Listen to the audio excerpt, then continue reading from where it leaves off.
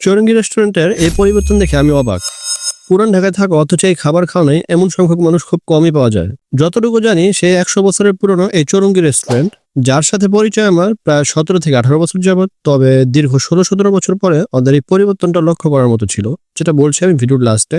চৌরঙ্গী রেস্টুরেন্টে আসবেন আর ভিড় থাকবে না, এটা হবে না। সো যারা একটু দূর থেকে আসবেন ট্রাই করবেন বিকেল বিকেল চলে আসতে, তখন একটু ভিড় কম পাবেন। আসি ওদের খাবারের কথায়। আলুর ডালের উপরে কাঁচা মরিচ, পেঁয়াজ কুচি আর মশলা ছিটিয়ে দিবে, সাথে দিবে গরম গরম লুচি ভাজা। আর একটা লুচি আলুর ডালের সাথে যখন মুখে দিবেন, কি যে একটা ফিল!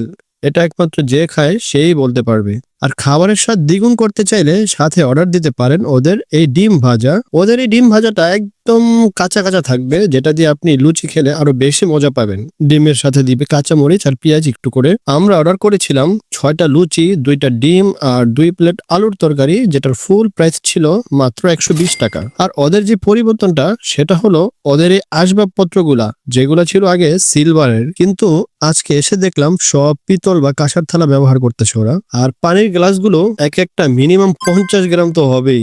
সো পানি খাবার টাইমে একটু শক্তপোক্ত করে গ্লাসটা ধরবেন, না হলে কিন্তু পড়ে যেতে পারে। আর ওদের স্টাফ, সেই সাথে মালিকও পরিবর্তন হয়েছে যতটুকু শুনলাম বা দেখলাম। আর এই চৌরঙ্গী রেস্টুরেন্টটা হলো বাংলা বাজারের 4 রাস্তার যে মোড় আছে তার একটু সামনে, অর্থাৎ লালকুঠির ঘাট বা চাঁদপুর লঞ্চ ঘাটের আসার সময় একটা 4 রাস্তার মোড় পড়বে। এখানে নেমেই যে কাউকে জিজ্ঞেস করলে আপনাদের দেখিয়ে দেবে। তো আজকের মতো ভিডিওটি এখানেই শেষ করি, দেখা হবে নেক্সট কোনো ভিডিওতে। টাটা বাই, আল্লাহ হাফেজ।